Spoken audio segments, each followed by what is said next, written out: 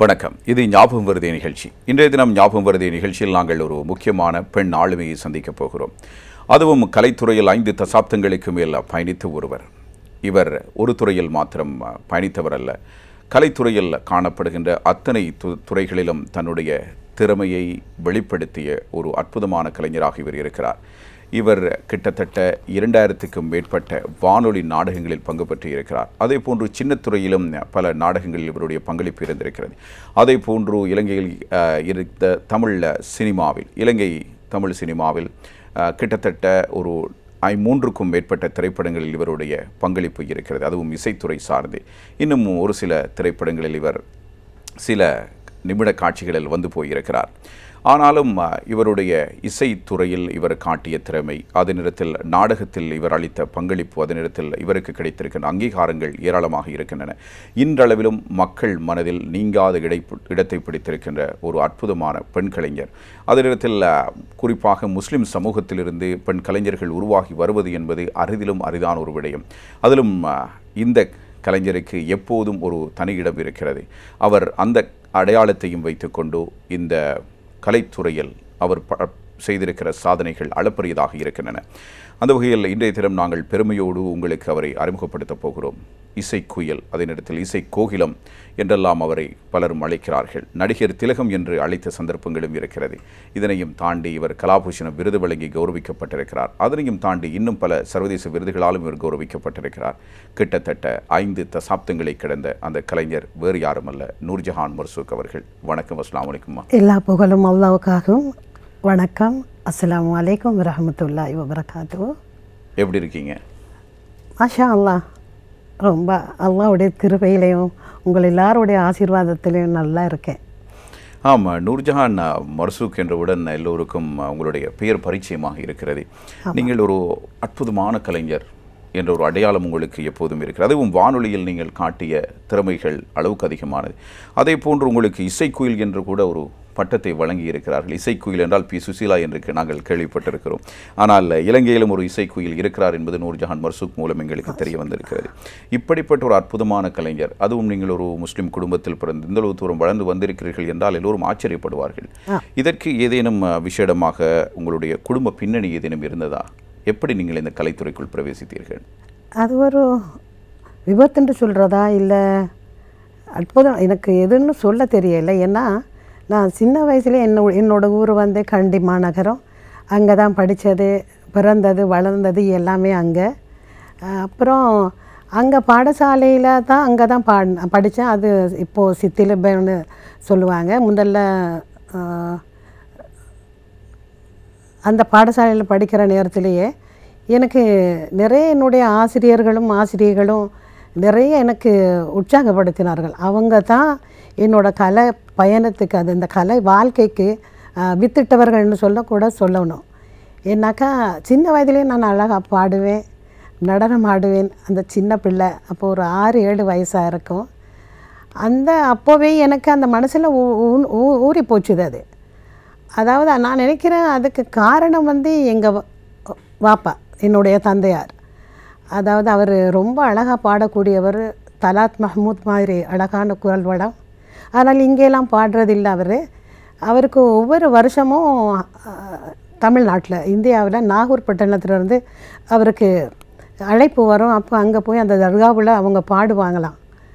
அப்போ அதை சொல்லி நம்மளுக்கு அழகான குரல் வளத்தில் அழகாக பாடுவாங்க. அதையெல்லாம் கேட்டு கிரகிச்சு கொள்வேன். அப்போல்லாம் எனக்கு அது தானோ தெரியல, அந்த வாப்பாவோட என்னுடைய தந்தையாரோட அந்த இதுதான் எனக்கு வந்திருக்கு போல் நினைக்கிறேன். அப்புறம் அங்கேருந்து பாடி ஒரு நிகழ்ச்சி நடந்தது வானொலியில். திரு அமரர் அப்துல் கஃபூர் அவர்கள் தான் அது செய்தாங்க. கண்டியில் வந்து ஒரு நிகழ்ச்சி செய்கிற நேரத்தில் அதில் நான் பாடினேன். அந்த பாட்டை இங்கே கொழும்பில் இருக்கிற என்னோடய சிறிய தாயாரும் சிறிய தந்தையாரும் கேட்டு, நான் ரொம்ப அழகாக பாடுது இந்த பிள்ளை, நல்ல குரல் வளம் இருக்குது, எப்படியாவது இங்கே கொண்டு வந்து வானொலியில் சேர்க்கணும் அப்படின்னு சொல்லி இங்கே கூட்டிகிட்டு வந்தாங்க. இங்கே வந்த நேரத்தில் அவங்களோட குடும்ப நண்பராக இருந்தது திரு SIM ஜப்பார் அவர்கள். சிறந்த ஒரு நடிகர், சிறந்த எழுத்தாளர், மாபெரும் கலைஞர் அவர். அப்போல்லாம் அப்போ அவர்கிட்ட போய் என்ன அறிமுகப்படுத்துகிற நேரத்தில் அப்போ அவர் சொன்னார், அங்கே இருந்து ஒன்றும் செய்ய இயலாது, நீங்கள் இங்கே வாங்கம்மா, வந்த பின்னாடி நீங்கள் உங்களை நாங்கள் சேர்க்குறோம் அப்படின்னு சொல்லிவிட்டு அப்புறம் நான் அங்கே ஓலைவல் செய்துட்டு இங்கே வந்த பின்னாடி என்ன வானொலிக்கு அறிமுகப்படுத்த கூட்டின்னு போனார். என்னுடைய சிறிய தாயாரும் சிறிய தந்தையாரும் தான் எனக்கு பக்கபலமாக இருந்தார்கள். அவரோட உதவியோடு திரு எஸ்ஐஎம்ஏ ஜப்பார் அவர்கள் என்னை அழைத்து கொண்டு போனார். போய் பார்க்குற நேரத்தில் அந்த நேரத்தில் இசை தேர்வு முடிந்து விட்டது. அது அன்றைக்கி ஒரு கிழமை முடிஞ்சுது. அப்புறம் அங்கே சொல்லிட்டாங்க, இப்போ ஒன்றும் செய்ய இயலாது, திருப்பி ஒரு இசை தேர்வு நடக்கிற நேரத்தில் நீங்கள் கூட்டி கொண்டு வாங்க அப்படின்னு சொன்னாங்க. அது நான் அநேகமாக அந்த காலங்களில் 3 வருஷத்துக்கு அப்படி பின்னாடி தான் அது நடக்கிறது. அப்புறம் எனக்கும் ரொம்ப சோர்வாக போயிட்டது. அவங்கள ஆனால் எஸ்ஐஎம்ஏ ஜப்பார் அவர்கள் சளைக்கவே இல்லை. அந்த காலங்கள் இல்லாமா அந்த இது நடக்கும், அந்த இசை நிகழ்ச்சிகள் நடக்கும், நபிகள் பிறந்த நாள். ஆமாம் ஆமாம், நிறைய இடங்களில் அந்த நிகழ்ச்சிகள் நடக்கிறது. அப்போ நீர்கொழும்பில் ஒரு நிகழ்ச்சிக்கு என்ன அழைச்சிட்டு போனார்.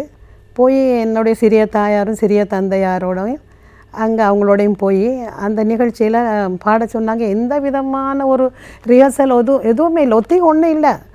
அப்புறம் இந்த மறைந்த கலைஞர் இசையமைப்பாளர் முகமது சாலி அவங்க தான் அதில் இசையமைச்சிருந்தாங்க. நிறைய பெரிய பெரிய கலைஞர்கள் எல்லாரும் வந்திருக்காங்க. அப்போ அதில் என்ன பாடுறதுக்கு எனக்கு ஒரு சந்தர்ப்பம் தந்தாங்க. அது என்ன பாட்டுமா? அது வந்து கொஞ்சம் பாடு. கே ராணி பாடின ஒரு பாட்டு, ஒரு இஸ்லாமிய கீதம். அது ஒரு இறையோன் தன்னையே, ஒரு இறையோன் தன்னையே போற்றி நீதம் வாழ்ந்திடுவோம், அந்த மாதிரி. அது நான் வேறு வசனங்களை போட்டு அதை பாடினேன். அப்புறம் எஸ்ஐஎம்ஏ ஜப்பார் அவர்கள் ஒரு பாட்டு எழுதி தந்தார், அன்பாய் சொல்வேன், அந்த மாதிரி ஒரு ஹிந்தி பாட்டு உண்டு. ஆமாம், ஹிந்தி மெட்டில் அமைஞ்சது, அந்த இஸ்லாமிக் இதை எழுதி தந்தார். அவர் அதையும் பாடிட்டு அந்த நேரத்தில் குத்தூஸ் மாஸ்டர் அவங்க தான் இசை இந்த இதாக இருந்தாங்க, நிகழ்ச்சி தயாரிப்பாளராக இசை. அப்புறம் அவர் சொல்லி, இன்னும் அழகாக இந்த புள்ள பாடுது, இவ்வளோ மேலே பாடுது, எந்த விதமான ஒத்திகையும் இல்லாமல் பாடுறது, நாளைக்கே கூட்டிகிட்டு வாங்க ஜப்பார் அப்படின்னு சொல்லி. அப்போ இவர்கிட்ட போய் கேட்குற இவர் சொல்லிட்டாரு, என்னோட தங்கச்சி தான் அந்த பிள்ளை, அதான் உங்கள்கிட்ட கேட்டேன், இவ கூட்டிகிட்டு வரவான்னு, நீங்கள் வேணான்னு சொல்லிட்டீங்க, தேர்வு முடிஞ்சுதுன்னு. இல்லை நாளைக்கு கூட்டி வாங்கன்னு சொன்னாங்க. அப்புறம் கூட்டி கொண்டு போய் அந்த நேரத்தில் ஒவ்வொரு மாதமும் ஒவ்வொரு இசை நிகழ்ச்சிகள் நடக்கும், இசை சித்திரம்னு சொல்லி. அதில் ஒவ்வொரு தலைப்பிலையும் ஒவ்வொரு நிகழ்ச்சிகள், இசையோட பாடல்களோடையே அந்த அந்த வசனங்களும் அதுகள் போய் கொண்டிருக்க அந்த அப்படி ஒரு நிகழ்ச்சி. அதில் போய் என்ன பாட வச்சாங்க. அது வந்து அவர் ரொக்சாமி மாஸ்டர் தான் அது செய்து கொண்டிருந்தார். இப்போ அவர் போய் கேட்குற சொன்னால், நல்லா ஒரு குரல் வளம் இருக்குது, நல்லா பாடக்கூடிய திறமை இருக்குது இந்த பிள்ளைக்கு அப்படின்னு சொல்லிட்டு அதில் ஒரு சந்தர்ப்பம் தந்தாங்க. அதோடையே அதிலிருந்து பாட ஆரம்பித்தேன். எல்லா கலைஞர்களோடையும் பாடின அந்த பாக்கியம் எனக்கு இருக்குது. ஆண் கலைஞர்களும் தான், பெண் கலைஞர்களும் தான், எல்லாரோடையுமே பிரபலமான அந்த இஸ்லாமிக் இதை ஒவ்வொரு இந்த பாடல்களோடையும் நான் சேர்ந்து படிச்சிருக்கேன், பாட்டு பாடியிருக்கிறேன், தனியாகவும் பாடியிருக்கிறேன்.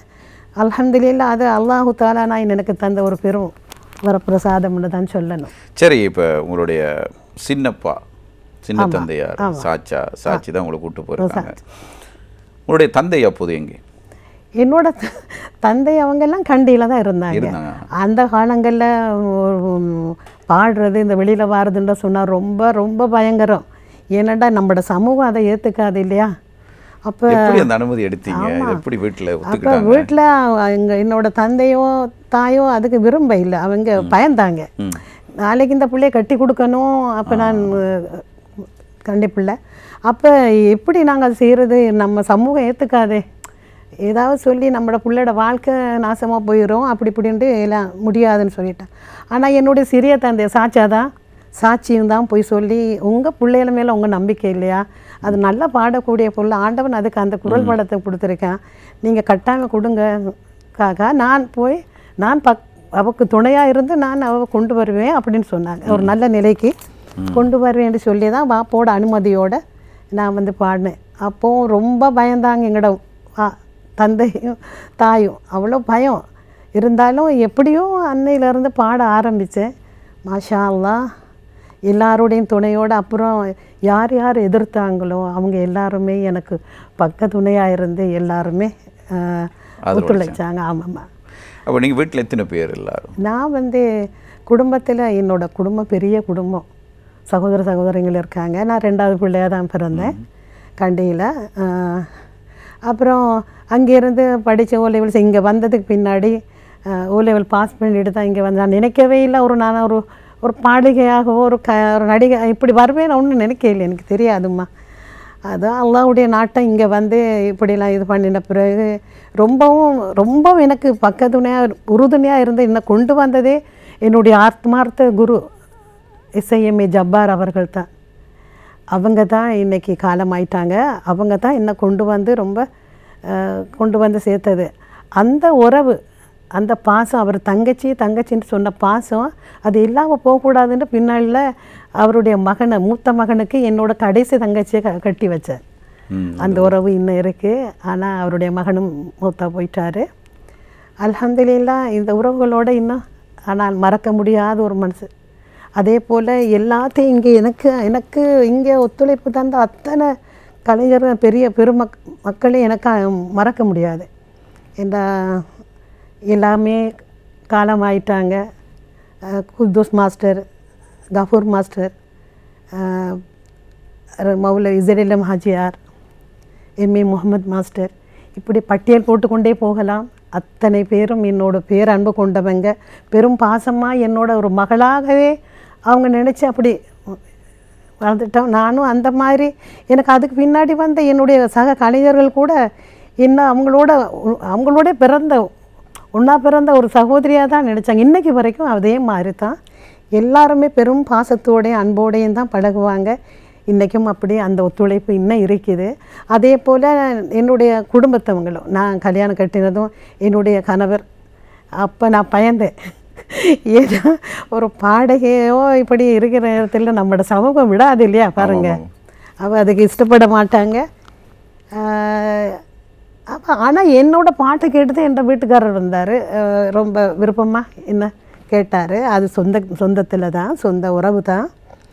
அப்புறம் அவர் ரொம்ப விருப்பம் பாட்டில். அப்போ நான் பயந்தேன். நான் சொன்னேன், இதுக்கு பிறகு பாட இயலாது, ஏண்டாக்கா பின்னால் எப்படியோ தெரியாது, இல்லற வாழ்க்கையை பாதிக்கப்பட்டது பொல்லாது இல்லையா. அப்போ அவர் சொன்னால், இல்லைம்மா அல்லாஹ் எனக்கு கொடுக்க இல்லை அந்த குரல் வளத்தை, உங்களுக்கு தந்திருக்கான், நீங்கள் பாடணும், நான் உங்களுக்கு உறுதுணையாக இருப்பேன்னு சொன்னாங்க. அன்னையிலேருந்து இன்னைக்கு வரைக்கும் அல்லாஹ் அவருடைய ஆயுசை நீளமாக்கி வைக்க வேணும். என்னுடைய கணவருடைய அந்த பெருந்துணையால் தான் இன்றைக்கும் ஒரு நூர்ஜஹான் மர்சூக் இன்றைக்கும் பிரகாட்சி கொண்டிருக்கு. மிகவும் மகிழ்ச்சியாக இருக்கிறதுமா. ஏனென்றால் நீங்கள் உங்களுடைய வயது இப்போது 70 தாண்டுகிற வயதில் நீங்கள் இருக்கிறீர்கள். ஆனாலும் உங்களுடைய ஞாபகங்களை பார்க்கின்ற பொழுது மிகவும் அற்புதமாக இருக்கிறது, அபூர்வமாக இருக்கிறது. ஏனென்றால் உங்களுடைய அந்த நன்றி மறவாத குணம், நீங்கள் அத்தனை பேரையும் உங்களுடைய நெஞ்சில் நிறுத்தி இருக்கிறீர்கள் என்பதை உங்களுடைய வெளிப்படையான பேச்சுக்கள் வெளிப்படுத்தி இருக்கின்றன. அதே நேரத்தில் சவால்களுக்கு மத்தியில், அதே நேரத்தில் சமூகத்தில் எவ்வாறு ஒரு நிலைப்பாடை எடுத்து விடுவார்கள், அதே நேரத்தில் எதிர்காலம் எவ்வாறு அமையப் போகிறது என்ற பல கேள்விகளோடு உங்களுடைய வாழ்க்கை பயணத்தை, உங்களுடைய கலைப்பயணத்தை நீங்கள் ஆரம்பித்திருக்கிறீர்கள். உங்களுக்கு பாராட்டுக்கள். இசையாக இருந்தாலும் சரி, நடிப்புத்துறையாக இருந்தாலும் சரி, இரண்டிலுமே கொடிகட்டி பறந்த ஒருவர். உங்களுடைய இசை பயணத்தினுடைய ஆரம்பம், நீங்கள் எப்படி ஒரு பிரபலமான கலைஞராக இன்று மாறியிருக்கிறீர்கள் என்பதற்கான அடித்தளம் எவ்வாறு அமைக்கப்பட்டது என்பதை பற்றி சொல்லியிருந்தீர்கள். அதே நேரத்தில் உங்களுடைய பங்களிப்பு, அதுவும் வானொலி நாடகத்துறையில் எந்த ஒரு நபராலும் நெருங்கக்கூட முடியாத அளவுக்கு இருந்திருக்கிறது. அதுவும் 2000க்கும் மேற்பட்ட நாடகங்கள் என்றால் நான் நினைக்கிறேன் கிட்டத்தட்ட கின்னஸ் சாதனையை தேடி போனால் கின்னஸ் சாதனையில் கூட இதில் இடம்பெறக்கூடிய ஒரு விடயம். இதை பற்றி யாரேனும் கவனத்தில் எடுத்திருக்கார்களோ தெரியாது.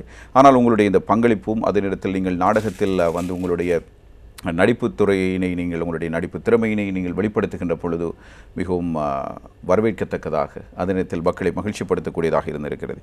இந்த அறிமுகம் எப்படி கிடைத்தது? அதுவும் ஒரு விபத்துன்னு தான் சொல்லணும். ஏன்னா நான் பாட தான் வந்தேன். எல்லோரும் நடிகன்னு சொல்லக்குள்ளே எனக்கு ரொம்ப பயம். நடிக்கிறது எப்படி, நம்மளால் நடிக்க முடியாது, பாட்டு மட்டும் பாடுறேன் அப்படின்னு. அப்போ முன்னெல்லாம் அந்த சித்திரங்கள் நடக்கும். அப்போ இந்த ரமலானுடைய அந்த ஒரு சித்திரம் நடந்தது. அதில் உரை சித்திரம். அப்புறம் அதில் நடிச்சு அதில் நான் பங்கெடுத்து கொண்ட போது அதில் ஒரு பாத்திரம் வருது, ஒரு அண்ணனும் தங்கையும் கதைக்கிற மாதிரி. அந்த பிறையை கண்டுட்டு அந்த 2 பேரும் கதைக்கிறாங்க. அப்போ என் தாலி மறைந்த அவர் தான் அமரர். அவர் சொன்னார், அம்மா நீங்கள் இதை செய்யுங்கன்னு சொல்லி. நான் சொன்னேன்ல, எனக்கு நடிக்க வராது, நான் வேணும் வாசிக்கிறேன், இதெல்லாம் எனக்கு வராதுன்னு நான் சொல்லி. இல்லைடம்மா உங்களால் முடியும், நீங்கள் செய்வீங்க அப்படின்னு சொன்னார். அந்த தட்டி கொடுப்பு அவர் அன்றைக்கு சொன்னது. அப்புறம் நான் அந்த ஒரு சக கலைஞர் இந்த மோகிடியன் என்று சொல்லி அவரும் அண்ணனாகவும் நான் தங்கையாகவும் அந்த பாத்திரம் செய்தோம். அப்புறம் அவருக்கு ரொம்ப சந்தோஷம். இது தானே இவ்வளோதானே, இதை தானே சொன்ன இந்த உங்களுக்கு கதைக்கு சொன்னேன் அப்படின்னு சொன்னாங்க. அப்புறம் தேர்வு வந்தது. அந்த தேர்வில் யாருமே அந்த ஸ்டூடியோவில் இல்லை, நான் மட்டும்தான். அப்போ எனக்கு தந்தாங்க, ஸ்கிரிப்டை தந்தாங்க. இப்போ நான் பெரிய ஒரு நடிகை மாதிரி எனக்கு ஒரு நினைப்பு, யாரும் இல்லை தானே. அப்போ அதில் வந்த பாத்திரங்களை அவங்க சொன்ன மாதிரி செய்தேன். எனக்கே தெரியாது இவ்வளோ நல்ல செய்வனான்னு கூட தெரியலை எனக்கு. அப்புறம் அவங்க அனுப்பியிருந்தாங்க, நீங்கள் சித்தி அடைந்து விட்டீர்கள் நாடகத்துறை. எனக்கு பெரியோர் அதிர்ச்சி. என்ன நான் நடித்தேனா என்ன மாதிரி, எனக்கு பெரியோர் அது இன்றைக்கும் கூட எனக்கு மறக்கலாத அது சம்பவங்கள் அதெல்லாம். அப்புறம் அதுக்கு பின்னாடி நாடகங்கள் வரும், எனக்கு நடிக்க வர சொல்லி கடிதங்கள் அனுப்புவாங்க.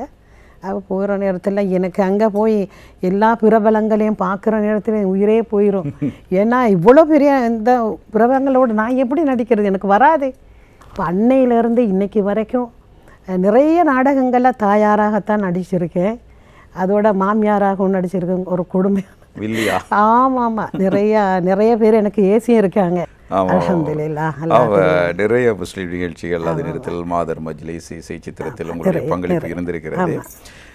உங்களுக்கு மறக்க முடியாத தருணங்கள் ஏதேனும் இருந்திருக்கிறதா இவ்வாறு நாடகங்களில் நீங்கள் நடித்த பொழுது?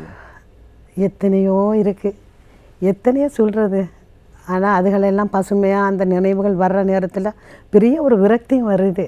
இப்போ எல்லாம் போயிட்டோமே, எல்லோரும் நம்மளை சூழ்ந்திருந்த எல்லா சகோதரங்களும் கலை அந்த உறவுகள் எல்லாம் இல்லாமல் போயிட்டாங்களே, நம்ம தனித்து போயிட்டோமே அப்படின்ற ஒரு ஏக்கம் நிறைய இருக்குது. ஆனால் சில நேரங்கள் எல்லாம் முக்கியமாக சில இடங்களில் போனால், சில இடங்களில் பல இடங்கள்லையும் கண்டா எந்த குரலை கேட்டாக்கா திரும்பி பார்ப்பாங்க, இந்த குரலை கேட்டிருக்கிறோம் அப்படின்வாங்க. அப்படியாம்மா எங்கே கேட்டீங்க, நீங்கள் தான் ஊர்ஜா மருஜோக் அப்படின்வாங்க. அந்த மாதிரி எனக்கு பெரிய ஒரு சந்தோஷம் அந்த நேரம். நாடகங்களில் நீங்கள் பங்கேற்று நடித்த பொழுது உங்களுக்கு ஏற்பட்ட அவமானங்கள், உங்களுக்கு ஏற்பட்ட நெருக்கடிகள் எல்லாம் இது போன்ற ரசிகர்களை சந்திக்கின்ற பொழுது உங்களுக்கு மறைவு? முஸ்லீம் பிள்ளைகளுக்கு இந்த பேர் சூட்டு விழாவில் போய் தாளாட்டி பாடி, ஆமாம் 72லேருந்து செய்கிறேன். அப்போ நிறைய வாய்ப்பு இருக்குது இந்த பெண்களோட கதைக்கிறது. நம்மளோட பெண்கள் கொஞ்சம் தெரியாது, கொஞ்சம் பிற்போக்குவாதிகள்னு சொன்னோம் இல்லையா, அந்த மனசு கொஞ்சம் அந்த மாதிரி தாராளம் இல்லை. அவங்களுக்கு சரியாக புரிந்துணர்வுகள் குறைவு. அப்போ கேட்பாங்க, நீங்கள் அப்படி நடிச்சிங்களேம்மா, நீங்கள் உண்மையிலே இந்த சமையலையாக இருந்தீங்க, நீ குடிச்சு கொண்டா நடிச்சிங்க அப்படி நிறைய கேட்பாங்க. அந்த மாதிரி இப்படி நீங்கள் கணவன் மனைவி அப்படி கதைக்கிறீங்களே, அப்படி நெருங்கி இருந்து கதைப்பீங்களா அப்படியெல்லாம் கேட்பாங்க. அப்போ ரொம்ப மனசுக்கு வேதனையாகவும் இருக்கும் அந்த நேரத்தில். ஆனாலும் அடே இவங்க தெரியாமல் பேசுகிறாங்க தானே, அதால தான் அதில் ஃபோட்டோ ஒன்று இருக்குது என்னோட. அது நாங்கள் அந்த ரேடியோவில் என்ன மாதிரி கதைக்கிறோம். அப்போ நான் சொல்லுவேன், இப்படித்தான் நீண்டுமா, நாங்கள் எந்த சலனங்களும் இல்லை, குரல் மட்டும்தான் நம்மளோட வெளியில் வருது, குரல் மட்டும்தான் வரும், மற்றபடிக்கு இந்த வேறு எதுவும் இல்லைம்மா, நம்மளோட குரலால் தான் உங்களுக்கு எல்லா உணர்ச்சிகளையும் காட்டுறோம் அப்படின்னு சொல்லிட்டு இப்படி தான் இது வருது நடக்கிறதெல்லாம். அந்த இதில் இதாக்குவாங்க. அதெல்லாமல் நாங்கள் இப்படி ஒரு ஃபோட்டோ இருக்குமா, நாம் நிற்கிற நிலையிலிருந்து தான் பேசுவோம். ஏன்னா நான் இங்கேருந்து பேசுவேன், அவங்க அந்த பக்கம் இருந்து பேசுவாங்க. இப்படித்தான் நாடகம். ஆனால் புரிஞ்சு கொள்கிறவங்க இல்லை, நீங்கள் நேரில் பார்த்தா தெரியும் அப்படின்னு சொல்லுவேன். சில பேர், முக்கால்வாசி பேர் அது இல்லை அது இன்றளவும் தொலைக்காட்சிகளில் கூட அது காட்சியாக தெரிந்தாலும் கூட சிலருக்கு இன்னும் சில சந்தேகங்கள் இருக்கத்தான் செய்யணும். அப்படி என்றால் வானொலியில் அப்போது அக்கால பகுதியில் என்னும் போது ரொம்ப பயங்கரம் அந்த டைம், அந்த காலகட்டம். ஆனால் முஸ்லீம்களில் எனக்கு தமிழ்நாட்டிலையும் முஸ்லீம்கள் வாழ்கிற காயல்பட்டினம் அங்கே மாதிரி எல்லாம் நிறைய எனக்கு வரவேற்பு இருக்குது. அல்ஹம்துலில்லாஹ் அல்லாஹ் சுக்குர் செய்கிறேன். நான் என்னால் அல்லாவுக்கு நன்றி சொல்ல வேணும். ஏன்னா அங்கே இங்கேயும் தான் நிறைய ரசிகர்கள் இருக்கிறாங்க. அதே மாதிரி இந்த எத்தனையோ விருதுகள், எத்தனையோ பாராட்டுக்கள் எல்லாம் நிறைய வந்திருக்கு, நிறைய தருவாங்க அல்ஹம்துலில்லாஹ். அதே நேரத்தில் நீங்கள் உங்களுடைய இந்த நாடக பயணத்தில் இப்பொழுது உங்களுக்கென்று நீங்கள் யாரேனும் ஆதர்ஷ நாயகிகளாக நீங்கள் பார்த்திருக்கிறீர்களா தமிழ் சினிமாவில்? அப்போது திரைப்படம் பார்ப்பீர்களா? நிறைய பார்ப்பேன். உங்களுக்கு பிடிச்ச நடிகை? ஆமாம்மா, நிறைய பிடிச்ச நடிகைன்னு சொன்னால் எனக்கு ரொம்ப பிடிக்கும் மனோரமா. ரொம்ப பிடிக்கும், அவங்கள ரொம்ப பிடிக்கும். பழைய நடிகைகள்லாம் சாவித்ரி, பத்மினி, KR விஜயா, இவங்களெல்லாம் ரொம்ப பிடிக்கும். இப்போ காலகட்ட ரேவதி, சுஹாசினி, இப்போ வந்ததில் ஸ்னேகா பிடிக்கும். மற்ற எல்லாம் மனசில் நிற்கிற மாதிரி இல்லைம்மா இன்னைக்கு. ஆமாம்மா, எல்லாமே கொஞ்சம் இது. ஆனால் அந்த மாதிரி அந்த பசுமையான உணர்வுகள் அவங்கள மாதிரி நடிக்க அந்த மாதிரி அந்த படங்கள் எல்லாம் எனக்கு இப்போ எல்லாம் உண்மையை சொல்லணும் இல்லையா, இப்பெல்லாம் ஜீரணிக்க முடியலை எனக்கு. அல்ஹம்துலில்லாஹ். அதே நேரத்தில் இப்பொழுது நிறைய சின்ன திரையில் தொலைக்காட்சி நாடகங்கள் ஒளிபரப்பாகின்றன. சிங்கள நாடகங்களை பொறுத்தவரையில் அதோட தத்ரூபம் தெரியக்கூடியதாக இருக்கு. ஆனால் தமிழ்நாட்டிலிருந்து வருகின்ற தொலைக்காட்சி நாடுகள் நிறைய போலித்தனங்கள் இருக்கின்றன. அப்படியாக இருக்கும் பொழுது நிறைய மாமியார் வில்லிகளாக தெரிகிறார்கள். நீங்கள் வில்லத்தனம் பண்ணிய ஒரு நாடகத்தை கூற முடியும்? உங்களுக்கு ஞாபகம் இருக்கிறதா நீங்கள் பேசிய வசனங்கள் மிகவும் பாராட்டை பெற்ற? நிறைய காலச்சக்கரம்ன்ற ஒரு நாடகம், அது வந்து திரு அஷ்ரப் கான் மாஸ்டர் அவங்க எழுதினது. அவரோட தயாரிப்பில் அவர் தயாரித்தது, அவர் எழுதினது. அவரோட நாடகங்கள் நிறைய நான் நடிச்சிருக்கேன் உண்மையிலே அல்ஹம்துலில்லாஹ். அது அல்லாஹ்வுக்கே எல்லா புகழும். அப்புறம் அப்போ அதில் நடித்ததில் அது ஒரு வில்லி பாத்திரம்தான். அது தாய். ஆமாம்மா, இவ வந்து அந்த கத்தி ஆர்ப்பாட்டம் பண்ணுறவங்க இல்லை, சும்மா அந்த அந்த குரலை தாழ்த்தி அந்த மாதிரி குடுங்கி திங்க அந்த நோயை பண்ணுறது. அது மாதிரி நல்ல ஒரு நாடகம் அது. அதில் வந்து அவள் பெரிய ஒரு பணக்காரி, தண்ட மகன் வந்து ஒரு சும்மா ஒன்றும் இல்லாத ஒரு அவரோட படித்த யூனிவர்சிட்டியில் படித்த ஒரு பிள்ளைய அவர் விரும்பி முடிக்கிறார். அப்போ அந்த பிள்ளைய அந்த மனசு அழுத்துகிற பாடு இருக்கே யா அல்லாஹ், அந்த மாதிரி வசனங்கள் அது நிறைய எனக்கு எவ்வளவோ பேர் எனக்கு திட்டி இருக்கு, சாபம் கொடுத்துருக்கேன், என்ன ஏசிருக்கேன். கொஞ்சம் நடிப்போம், நாங்கள் நடிக்கலாம் அப்படியே இருக்கு. அந்த வகையில் காலச்சித்திர சக்கரத்தில் உங்களுடைய அந்த நடிப்பு திறமையை பாராட்டுபவர்கள் இல்லை என்பது எல்லோரும் தெரிந்த விடயம். இப்போது அந்த பழைய ஞாபகத்தை நீங்கள் ரசிகர்களுக்காக வழங்கப் போகிறீர்கள்.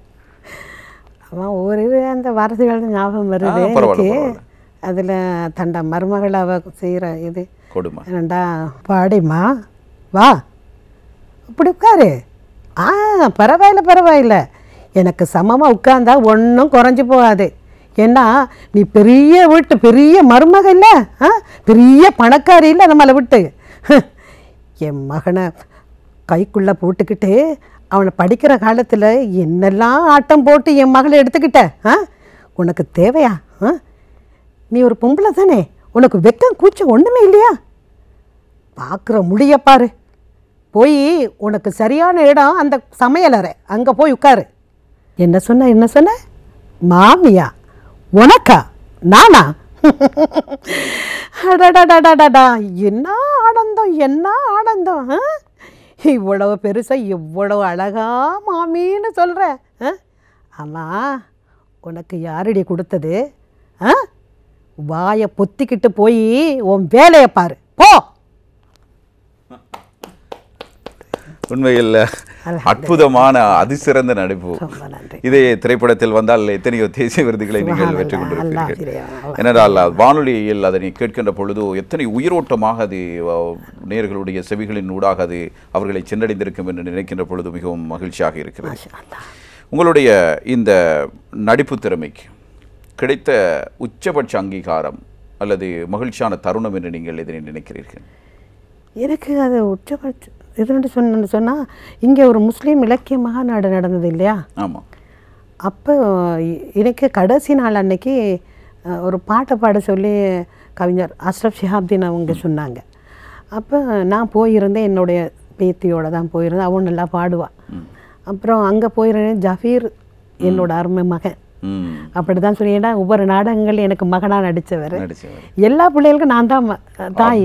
ஆமாம், ஜவார் கேமி அவரை கூட நான் ஏசிரிக்கா டே அப்படின்னு சொல்லி கூப்பிட்டுருக்கேன். அந்த பாக்கியம் ஏன்னா அந்த சந்தர்ப்பம் எனக்கு தான் கிடைச்சிருக்கு. ஆமாம்மா, நிறைய பெரிய பெரிய பிரபலங்களுக்கு எல்லாம் அந்த மாதிரி பேசுவேன். அங்கே வாடகை அப்படின்னுவேன். அப்படியெல்லாம் பாவம் அதுகள் அப்படி ரொம்ப அன்பா அந்த நாடகங்களுக்காக. அப்போ கலைச்செல்வன் ராகு அவர்களை கூட அல்ஹம்துலில்லாஹ் அவருக்கு தாயாக நடிச்சிருக்கிறேன், தமக்கையாக நடிச்சிருக்கிறேன், அவருக்கு மனைவியாக நடிச்சு பல இதுகளில் பாத்திரங்கள் நடிச்சிருக்கிறேன். அப்புறம் அப்போ அந்த நேரங்களில் அதை அப்போ இந்த ஜாபீர் செஞ்சு அந்த அங்கே அவர் தான் அனௌன்ஸ் பண்ணார். அவர் என்னை கூப்பிட்டு பாட வைக்கிற சொன்னார். இவர் தான் எங்களுடைய தாய், எல்லா நாடகங்களையும் எங்களுக்கு தாயாக நடிக்கிறது அவங்க தான், இப்போ கொஞ்சம் செய்து காட்டுங்கன்னு சொன்னார். அப்போ அந்த நேரத்தில் இந்தியாவிலிருந்து ஒரு பிரபலமான பேராசிரியர் ஜின்னா ஷரீஃப்தீன் அவர்களுடைய அன்பு தோழர். அது அங்கே இலக்கிய பன்னாட்டு இலக்கிய கழகத்தில் அவங்களும் இருக்காங்க நான் நினைக்கிறேன். அப்போ என்னைய துபாயில் கௌரவிச்ச நேரம் அவங்க அங்கே வந்திருந்தாங்க. அப்போ வந்திருந்தவர் இங்கே வந்த பின்னாடி அவருக்கு ஞாபகம் இல்லை. அவர் இங்கே வரக்குள்ளே துணைவியோடு வந்திருந்தார், அவருடைய மனைவியோடு வந்திருந்தார். வந்து முன் வரிசையில் உட்காந்துருந்தாங்க. எனக்கு ஐயோ இந்த மனசு என்னோட கதை கேள்வின்ற ஒரு பெரிய ஒரு ஆதங்க மனசில் வேதனை. அப்புறம் நான் இப்போ எனக்கு இந்த பாட வர சொன்னாங்க தானே. அப்புறம் நான் மேலே ஏறி போய் மேடையிலிருந்து கொஞ்சம் எனக்கு நான் பேசணும் அப்படின்னு சொல்லிட்டு அதை ஞாபகப்படுத்தினேன். இப்படி நான் துபாய்க்கு வந்தேன், இவங்க வந்தாங்க, அவங்களுக்கு ஞாபகம் இல்லை போல் அப்படின்னு சொல்லிட்டு, அவம்மா எனக்கு ஞாபகம் இல்லை அப்படி சொல்லிட்டார் பாவம். அப்புறம் அப்போ இவர் சொன்னார் ஒரு நாடக ஒன்று நடித்து காட்டுங்கன்னு சொல்லி திடீர்னு சொல்லிட்டாரு. அப்போ எனக்கு யோசனை என்னதை இப்படி செய்கிறது நான். அப்புறம் நடித்து காட்டினேன். ஒரு அனாதை விடுதியில், ஒரு வயோதிப விடுதியில் ஒரு தாயை கொண்டு போய் வச்சுட்டு அந்த தாய் பேசுகிற மாதிரி கதைச்சேன். அது எனக்கு அடாடாடாடா. அப்புறம் அதுதான் அந்த அந்த இதே எனக்கு அது பசுமையாக அப்படி மனசில் நிறைஞ்சு போயிட்டுது. அவரோட பேர் வந்து முகமது அலி. அலி என்னப்பா ஏன் அப்படி பார்த்துக்கிட்டு நிற்கிற? ஏன் திரும்பிக்கிட்டே வாப்பா. என்னை பார்க்க மாட்டியா ராஜா? என்னை பாரு. உம்மாடா உம்மா, நீ என்ன செய்வடா, நீ பாவம். உன்னை குறை சொல்ல மாட்டேன் வாப்பா, உன்னை குறை சொல்ல மாட்டேன். இந்த வயோதிபர் விடுதியில் என்னை கொண்டாந்து சேர்த்துருக்கே பாரு, அது நீ செஞ்சது இல்லை ராஜா, நான் தானே உனக்கு சொன்னேன் என்னை கொண்டாந்து இங்கே விடுன்னு சொல்லி. ஏன்னா உன் மனைவியோட உனக்கு எந்த விதமான பிரச்சனையும் வரக்கூடாது பாரு. ஏன்னா அந்த பிள்ளை நல்ல பிள்ளை தான், அந்த என் மருமகன் நல்லவன். ஆனாலும் சில நேரங்களில் உங்களுக்குள்ள சண்டை வந்துடக்கூடாது பாரு. நீ நல்லா இருக்கணும் ராஜா, நீ நல்லா இருக்கணும். இங்கே பாரு, நான் இங்கே நல்ல சந்தோஷமாக இருக்கிறேன், எனக்கு ஒரு குறையுமே இல்லை. ஆனாலும்ப்பா பார்த்தியா இங்கே எத்தனை தாய்மார் நிற்கிறாங்கன்னு பார்த்தியா? எல்லாருமே தன்னோட பிள்ளைகளால் விரட்டப்பட்டு இங்கே வந்து உட்காந்துட்டு நிற்கிறாங்கம்மா, ஏங்குறாங்க, பிள்ளைங்களை பார்த்து ஏங்குறாங்க, தன்னோட இனம் சன உறவுகளை நினச்சி ஏங்குறாங்கடா. அது மட்டும்தான் நம்மளுக்கு இருக்குது, வேற ஒன்றும் இல்லைப்பா. நான் சந்தோஷமாக இருக்கேன். நீ கவலைப்படாத ராஜா, கவலைப்படாத. இங்கே பாரு, என்னப்பா நீ அழுறியா? வேண்டாண்டா, நீ அழக்கூடாது. நீ அழுதா இந்த தாய் மனசு தாங்காதுப்பா. நீ நல்லா இருக்கணும் ராஜா, நீ நல்லா இருக்கணும்.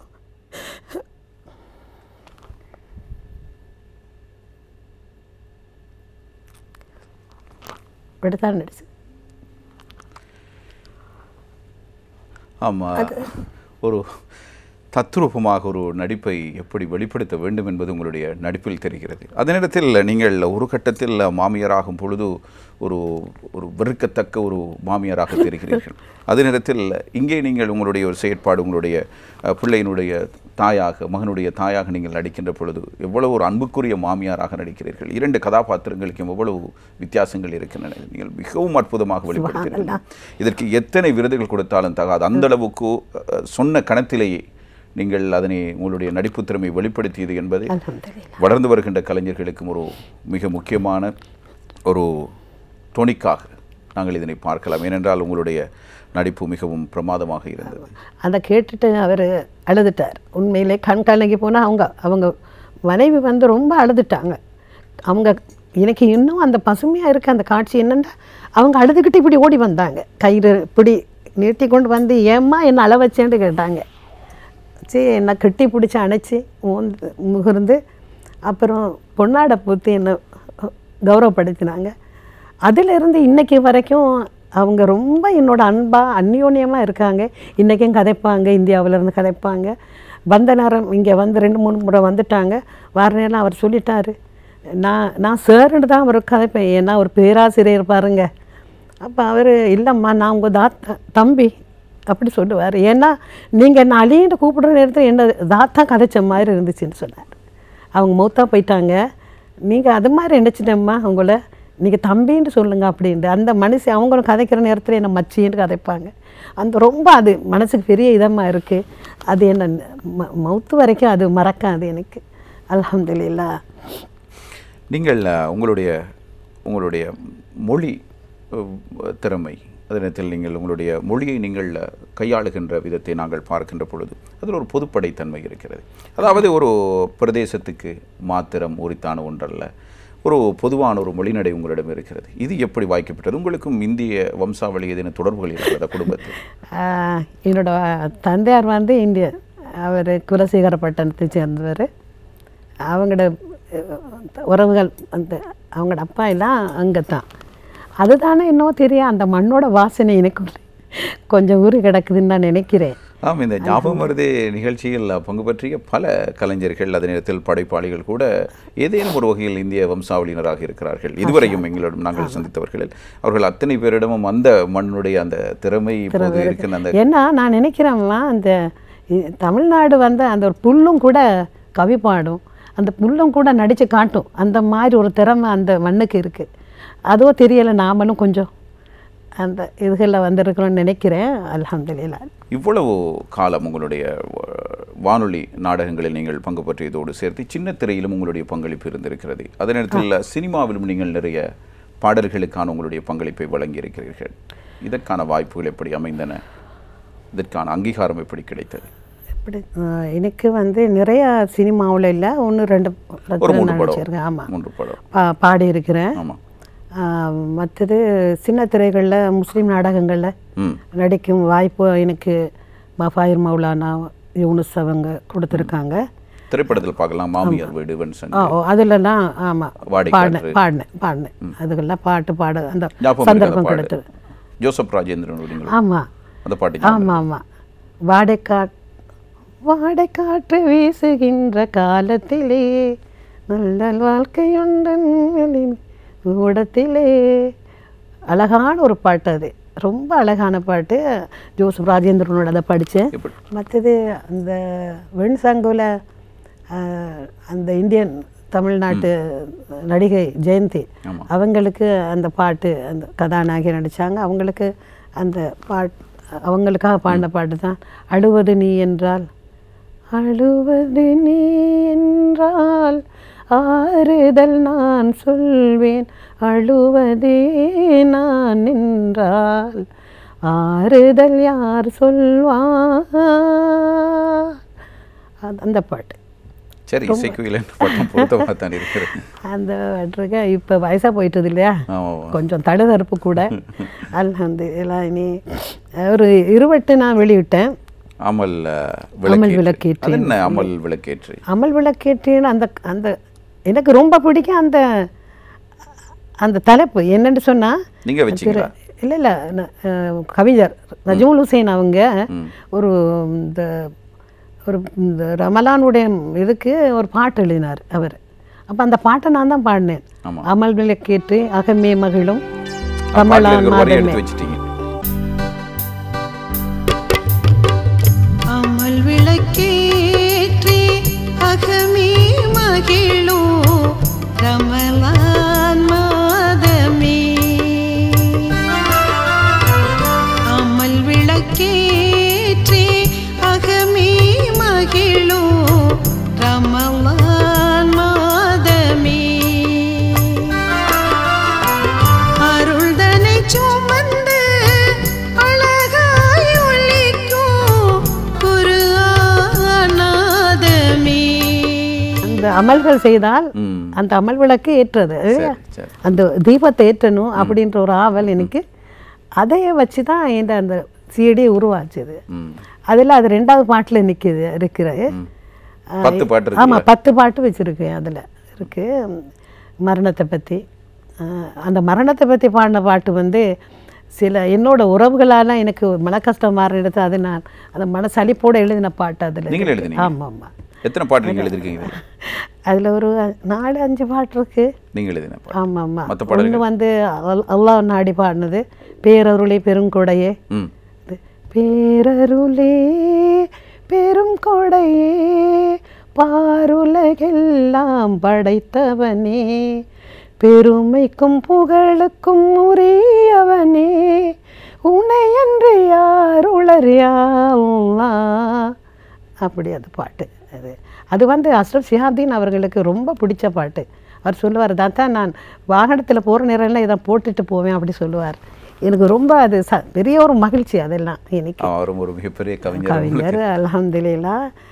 நீ அந்த மாதிரி மற்றது அந்த ஹதிஜா நாயகி பாதையிலே மகளே போவோமா அப்படி ஒரு பாட்டு இருக்குது. அது வந்து எம்எம் பீர் முகமது மாஸ்டர் எழுதின பாட்டு. ரொம்ப அழகாக இருக்குது அந்த பாட்டு. மற்றது நாங்கள் அடுத்தடுத்த பாடல்களையும் நாங்கள் தொடர்ந்து கேட்கலாம். இவர் ஒரு பாடகியாக, நடிகையாக, அதே நேரத்தில் ஒரு கவிஞராக, பாடலாசிரியராக பல்வேறு தளங்களில் தன்னை தடம் பதித்தவர். அவருடைய வாழ்க்கையில் இடம்பெற்ற மறக்க முடியாத தருணங்கள், அதே நேரத்தில் அவருடைய கலைத்துறையில் இடம்பெற்ற சுவாரஸ்யமான அம்சங்களை எங்களோடு பகிர்ந்து வருகிறார். உங்களுடைய இந்த வாழ்க்கை பயணம் என்பது மிகவும் சவாலானதாக இருக்கிறது. அதே நேரத்தில் உங்களை பார்த்தால் நீங்கள் ஒரு மிகவும் மென்மை பொருந்திய ஒரு பெண்மையுடன் கூடிய ஒரு தாய்மையாக இருக்கிறீர்கள். எனக்கு உங்களோடு பேசுகின்ற பொழுது நான் முதல் முறையாக உங்களை இன்றைய தினம்தான் நான் சந்திக்கிறேன்.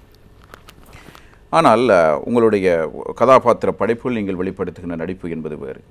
உங்களுடைய குடும்பத்தில் உங்களுடைய பங்களிப்பு எப்படி இருந்தது? உங்களுடைய கணவருடைய ஒத்துழைப்பை பற்றி நீங்கள் குறிப்பிட்டிருந்தீர்கள். உங்களுக்கு எத்தனை பிள்ளைகள், அதில் பற்றி கொஞ்சம் சொல்ல முடியுமா? எனக்கு ஒரு பொண்ணும் ஒரு ஆணும். மகள் வந்து அல் இக்பால் மகாவித்யாலயத்தில் அதிபராக இருக்கிறா. அவளோட கணவர் காலமாகி இப்போ 8 மாதம். திடீர்னு நெஞ்சு வலின்னு சொன்னார், போயிட்டார். அவருக்கு 2 பிள்ளைகள் இருக்காங்க, ஒரு மகளும் மகனும். அந்த மகளும் நல்லா பாடுவா, நல்ல திறமசாலி, நல்லா பாடுவா, என்னை விட நல்லா பாடுறா. ஆமாம் ஆமாம், என்னை விட மேல். அந்த மாதிரி மகனும் தகப்பனை போல் ஒரு கிரிக்கெட்டராக நிற்கிறாரு, ரகர் விளையாடுவார். அவர் பெரிய ஒரு ஸ்போர்ட்ஸ்மேன் மருமகன். அப்போ இந்த மற்ற அவரும் ரொம்ப ஆர்வம், எனக்கு நிறைய ஒத்துழைப்பு தருவார் இருக்கிற நேரத்தில். ஆமாம் ஆமாம், வேறவங்க கொஞ்சம் அப்படி இப்படின்னுவாங்க. ஆனால் நான் பெத்த பிள்ளை மாதிரி அவரும் ரொம்ப அன்பு காட்டி பாசமாக இருந்தவர். நான் மகளோட தான் நிற்கிறேன். மகன் வந்து ஒரு தனியார் நிறுவனத்தில் மேனேஜராக நிற்கிறார். அவருக்கு 2 பிள்ளை, இன்னொரு பிள்ளை கிடைக்க நிற்கிறார் மருமகள். சிறப்பான ஒரு குடும்பம். ஆனால் அது யார் கண்ணுப்பட்டதோ என்னுடைய மருமகனை நான் இழந்துட்டேன். அல்ஹம்துலில்லாஹ், ரொம்பவும் சந்தோஷமாக இருந்து குடும்பம் தான். எல்லாருமே எனக்கு ஒத்துழைப்பு தராங்க. அன்னையிலேருந்து இன்னைக்கு வரைக்கும் என்னுடைய மகனும் மகள், என்னுடைய பேர பிள்ளைங்க கூட, என்னுடைய எல்லாருமே தொடர்ந்து சொல்லப்போனால் என்னுடைய கணவருடைய சகோதர சகோதரிகள் எல்லாருமே ரொம்ப ரொம்ப ஆர்வம், ரொம்ப ஒத்துழைப்பு தர்றாங்க. அதனால தான் எனக்கு இப்படி பயணிக்க முடியுது இப்போது. ஆமாம். இப்போது நான் உங்களுடைய பழைய சில புகைப்படங்களை உங்களுக்கு ஞாபகமூட்டப் போகிறேன். இவர் உங்களை என்னோட ஆத்மார்த்த குரு எஸ்ஐஎம்ஏ ஜப்பார் அவர்கள், அவங்க தான் என்னை கொண்டு வந்தது, இங்கே சேர்த்தது. ஒரு நூர்ஜஹான் அபூபைதாவா நான் வந்தது அவங்களால தான். இதில் முன்னாள் ஜனாதிபதி அமரர் ரணசிங்க பிரேமதாசவோடு நீங்கள் இருக்கிறீர்கள். நீங்கள் பல்வேறு ஊராக சென்று பல்வேறு நிகழ்ச்சி பிரேமதாசவோடு நீங்கள் இருக்கிறீர்கள். நீங்கள் பல்வேறு ஊராக சென்று பல்வேறு நிகழ்ச்சிகளில் பங்கேற்ற சந்தர்ப்பங்கள் நிறைய அந்த காலங்களில் நிறைய கச்சேரிகளில் பாடியிருக்கிறேன், நிறைய பாடியிருக்கிறேன். இது கமுதாவன்ற ஒரு நிகழ்ச்சி செய்த நேரத்தில் ஒவ்வொரு இஸ்லாமிய முஸ்லீம் இடங்களுக்கு போகிற கிராமங்களுக்கு நான் தான் போய் பாடுறது நிறையா. அவர் எனக்கு பரிசாக ஒரு வீடையும் தந்திருக்கார். அல்ஹம்துலில்லாஹ். அந்த ரொம்ப ரொம்ப விருப்பமான ஒரு பெரியார் தான். ஏனெண்டா அவர் ரொம்ப விருப்பம் என்னோட பாட்டுக்கு. போனதுமே அவர் பாட சொல்லுவார். தமிழ் புரியாது, ஆனால் நான் ஹிந்தி தான் பாடுவேன். ஹிந்தி பாட்டு. ஆமாம். என்ன சொல்லியிருக்கார் பிரேமதாஸ்? அப்போ சொல்லுவார் முதல்ல நூர்ஜஹான்ண்டுவார். எனக்கு பெரிய ஆச்சரியம் நடுங்கும் எனக்கு. ஏன்னா அவ்வளோ பெரிய மேடையில் எல்லாரும் இருக்கக்குள்ள. அப்போ நான் பாட போகிற நேரத்தில் கேட்பார், முனாது கியாண்டையான்னு முனாது சிந்து இல்லை அப்படி கேட்பார். அப்போ நான் பேசாமல் நிற்பேன். அவர் சொல்ல இசைல்லாமல் பச்சுபான்க்கு ஏக கியாண்டு ஏக்கிட்ட பசே ஆண்டி தேவ கியாண்டு அப்படி சொல்லுவார். அவருக்கு ரொம்ப விருப்பமான அந்த பாட்டு. அப்போ அவர் நிற்கிற இடத்துலலாம் அந்த பாட்டு தான் முதல்ல பாடுவேன் நான். बचपन की मोहब्बत को दिल से न जुदा करना, जब याद मेरे आए मिलने की दुआ करना. அந்த பாட்டு தான் அவருக்கு ரொம்ப பிடிக்கும். பவுஜி பவுரா அந்த பாட்டு. அதை பாட சொல்லுவார். எனக்கு அது இன்னும் பசுமையாக அப்படியே மனசில் நிற்கிது. ஒரு 100க்கும் மேற்பட்ட கமுதாவில் நான் போய் பாடியிருக்கிறேன். அல்ஹம்துலில்லாஹ். அந்த பாக்கியத்தை அல்லாஹ் தஆலா அதுக்கு வித்துட்டதே காலம் சென்ற அமரர் கணேஷ், இந்த அவருடைய பேர் கணபதி பிள்ளை, பெரிய பாடகர், நல்ல ஒரு கலைஞர். அப்புறம் இறந்து போனார். ரொம்ப அன்பான ஒரு சகோதரர். அவர் தான் அதுக்கு என்னை அறிமுகப்படுத்தி தந்தது. இந்த புகைப்படம் அது என்னோட கணவரோடது. மிகவும் அழகாக ஸ்மார்ட்டாக. மாஷா அல்லாஹ். பேர் சுட்டு விழாவிலா? ஆமாம், இது ஒரு பேர் சுட்டு விழாவில் இப்படி அநேகமாக நான் நினைக்கிறேன் இது ஒரு 20 வருஷத்துக்கு மேலே இருக்கும்னு நான் நினைக்கிறேன். 90ல். ஆமாம்மா.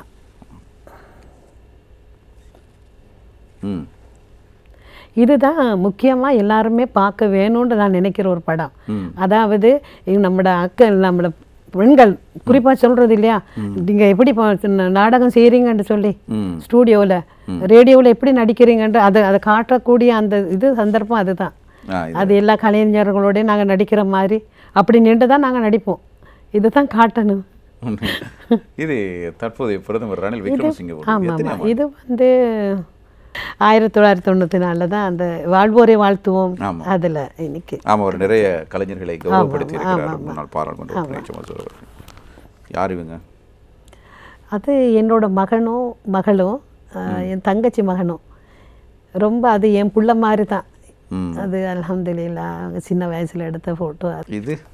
இதுதான் என்னோட மகளும் மருமகனும், அவங்க பிள்ளைங்க 2 பேரும். மறைந்த என்னுடைய மருமகன். இது நீங்கள்? அது என்னோட பேத்தியும் பேரனும் மகளோட பிள்ளைங்க. அந்த நேரத்தில் அவங்க இப்போ பெரிய ஆக்கள் ஆயிட்டாங்க. அன்றைக்கி ஒரு 10 வருஷத்துக்கு மேலே. இது வாழ்வோரை வாழ்த்துவோம். அதில் தான் 1994. இது கொஞ்சம் அண்மை காலத்தில் எடுக்க. அது 2007. இதுதான் கலாபூஷணம் கிடைச்சது. ஆமாம் ஆமாம் ஆமாம். இதுவும் அண்மையில் எடுக்கப்பட்ட. இது இல்லை, இதுவும் கொஞ்சம் தூரம் 2005 இருக்கிறார். ஓ அதில் அந்த என்னென்னு சொன்னால் கலைஞர் ஒன்றியம் இஸ்லாமிய அதில் நூர்தீன் அவர்கள் அவங்களால அது கௌரவம் வைக்கப்பட்டு அவரும் காலம் சென்று விட்டார் இல்லையா? ஆமாம் ஆமாம். ஆம், எஸ்பிபியினுடைய புதல்வர் எஸ்பிபி சரண். அதுவும் பெரிய ஒரு சிறப்பு தான். என்னண்டா எங்கே சந்தித்தீர்கள்? இது இந்த சக்தி டிவியில் அந்த இளையகானம்ன்ற ஒரு நிகழ்ச்சி செய்திருந்தாங்க. அதில் அவர் வந்த நேரத்தில் அவர் அம்மாண்டு சொல்லி அந்த வாயார அவர் அம்மாண்டு சொல்லி ஃபோட்டோ எடுக்கணும்னு சொல்லி எடுத்த புகைப்படம் அது. இதுவும் அந்த அந்த கலைஞர் முஸ்லீம் கலைஞர்கள் அத்தனை பேரையும் அவர் கௌரவிச்சார். ஆமாம். இது என்னோட 50வது வருஷ நிறைவு விழாவில் நானும் என்னோட பேத்தியும் பாடுற பாட்டு அது. ஆமாம் ஆமாம். இது அந்த 50வது விழாவில் அந்த அலி அக்பர் கவிஞர்கள், பெருங்கொண்ட கவிஞர்கள், ஜினா, நஜ்முல் ஹுசைன் எல்லாருமாக சேர்ந்து என்னை கௌரவிச்ச நேரத்தில் எடுத்தது. அதுதான் கலையன்பன் ரஃபீக் அவங்க தான் இது இங்கே இலங்கைக்கு வந்த நேரத்தில் அவர் இது தெரிஞ்சுக்கிட்டு எனக்கு 50 வருஷம் ஆகுதுன்றது அவர் உடனடியாக ஒரு கிழமையில் அது செய்தார். அதில் தான் என் குடும்பமே அங்கனைக்கு இருக்காங்க எல்லாரும். இதே புகைப்படம். ஆமாம். அதே இதில் இதுவும் புறவல ராசிகுமார் அவர்களும் கலைச்செல்வன் ரவுப் அவர்களும் செய்த ஒரு பாராட்டு விழாவிலே என்னையும் கௌரவிச்சாங்க 50 வருஷத்துக்காக. அது இது நூறுல்லாயின் பெரிய கவிதாயினி அவதான் இந்த கவிதையை எனக்கு தந்தது. அது சிறப்பு. அந்த கவிதை எழுதி அவ பரிசா கொடுத்துருக்கா. இன்னைக்கு 50 வருடங்கள் இந்த காலங்கள் தேய்ந்தன, எனினும் அந்த குரல் தேயவில்லை. சரியாக இருக்கிறது. வானலையூடாக விழி வழிகளின் ஊடாக எங்கள் இதய வீட்டில் நுழைந்தது கீதை மிசைக்கிறார். இவர் முத்தாரம் ஜொஹாரா தாத்தாவாய் புகழாரம் சூடிக்கொண்டவர். தாயாய் தாரமாய் மகளாய் மருமகளாய் பாத்திரம் பல ஏற்று நடிப்புக்கு புது சூத்திரம் செய்தவர். எமது பாராட்டு இந்த இசைக்குயிலுக்கு மட்டுமல்ல, இந்த இசைக்குயிலே உங்களது நீண்ட கலை பயணத்தில் தடைக்கல்லாக அல்லாமல் படிக்கட்டாக இருக்கும் உங்களது வாழ்க்கை துணைவர் மர்சூக் நானாவுக்கும் தான். முழுமையாக உங்களுடைய குடும்பத்தை, உங்களுடைய கலைத்துறை சார்ந்த அந்த கவிதை வரையப்பட்டிருக்கிறது. இதுவும் அந்த நிகழ்ச்சியில் என்று நான் நினைக்கிறேன். இது உங்களுடைய 2013 எடுக்கப்பட்டிருக்கிற ஒரு புகைப்படம். இது என்னோட பேர பிள்ளைங்க, மகள்டையும் பிள்ளைங்க அவங்களோட இருந்து எடுத்த ஃபோட்டோ அது. அதே நேரத்தில் உங்களுடைய வாழ்க்கையில் இடம்பெற்ற சில முக்கியமான, இன்னும் எனக்கு கைக்கு கிடைக்காத சில புகைப்படங்கள் இங்கே இருக்கிறது. நீங்கள் கலாபூஷண விருது பெற்ற போது எடுக்கப்பட்ட ஒரு புகைப்படம் ஏற்கனவே நாங்கள் பார்த்திருந்தோம். அதே நேரத்தில் இலங்கை இஸ்லாமிய ஒன்றியத்தினால் வழங்கிய விருது தொடர்பான புகைப்படம் இருக்கிறது. முன்னாள் ஆளுநர் அலை மௌலானாவும் இருக்கிறார், கலைஞர்.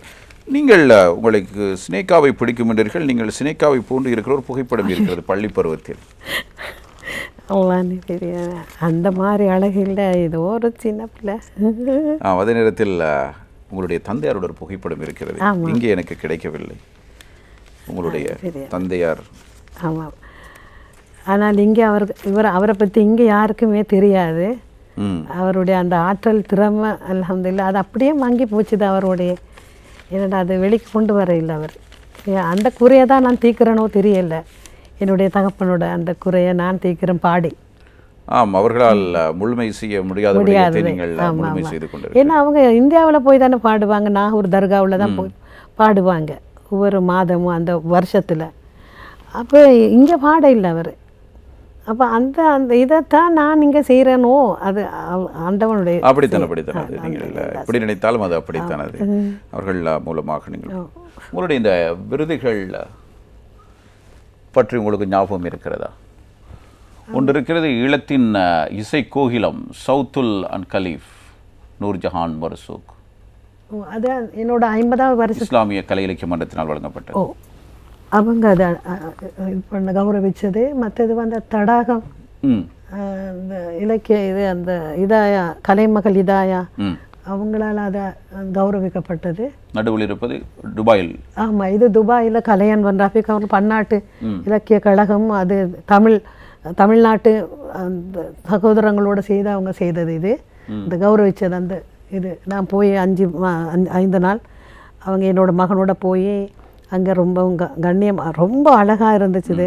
அழகான முறையில் அவங்களே எல்லாம் செலவழித்து என்ன அடைச்சி என்ன கண்ணியப்படுத்தினாங்க, கௌரவப்படுத்தினாங்க. இன்னும் ஒரு விருது பல்கலை நாயகி பட்டம். இது அந்த இஸ்லாமிய கலைஞர் நூர்தீன் ஆஜியார் அவங்களால வழங்கப்பட்டது. மற்றது அந்த இன்னம் ப்ரொடக்ஷன் அது வந்து நசாருண்டு பெரிய ஒரு சமூக சேவையாளர் நடிகரும் கூட, அவரால் சாதனை வாழ்நாள் சாதனை என்று சொல்லி அது கௌரவிக்கப்பட்டது. மற்றது வந்து ராஜசேகரன் பெரிய நடிகரும் சமூக சேவையாளர், அவருடைய தமிழ் கலைஞர் ஒன்றியத்தால் இதை பண்ணது. அது மற்றது வந்து இளம் மாதர் சங்கத்தால் என்ன கௌரவிச்சா அந்த இது இன்னும் வீட்டில் நிறைய இருக்குது. அது எல்லாத்துக்கும் நிரப்ப முடியாது. ஆமாம் ஆமாம்.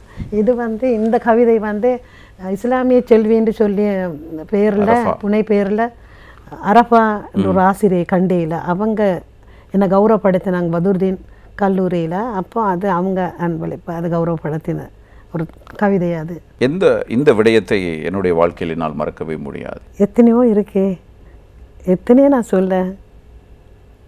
அது மகிழ்ச்சியான தருணமா அல்லது மகிழ்ச்சியான தருணங்களும் இருக்கு, மனசை சோர்வடை செய்ததும் இருக்கு, விரக்திப்பட்ட நாட்களும் இருக்கு, பல நிறைய இருக்கு. என்னால் மறக்க முடியாதவைகள் ஏராளமாக என்னுக்குள்ள புதஞ்சு கிடக்குது.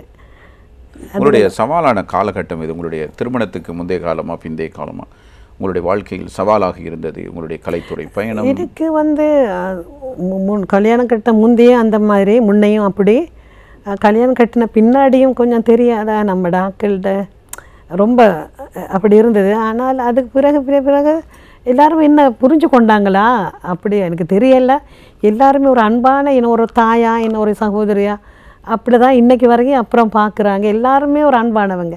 யார் யாரெல்லாம் உங்களுக்கு உதவி புரிந்தார்களோ அத்தனை பேரும் அத்தனை பேர்கள் நிறைய பேர் இருக்காங்க. அவங்க எல்லாரும் என்னை மன்னிச்சுக்கணும்னு, ஏன்னா தனித்தனியாக எனக்கு பேர் சொல்ல டைம் போதாது.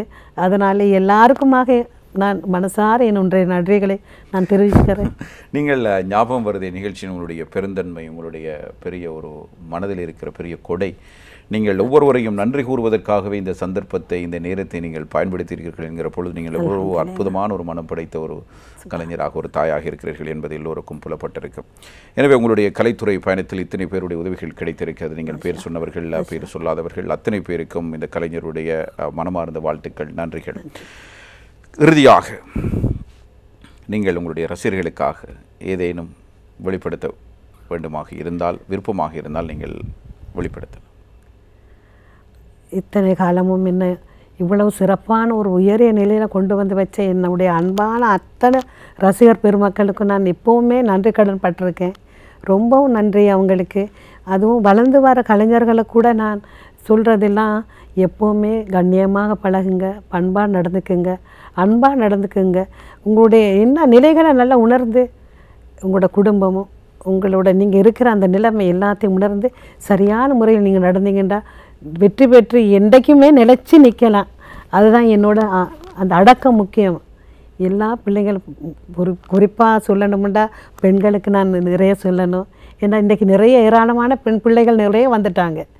எத்தனையோ கலைத்துறையில் நிறைய வந்திருக்க, எத்தனையோ சாதனைகள் படிக்கிறாங்க.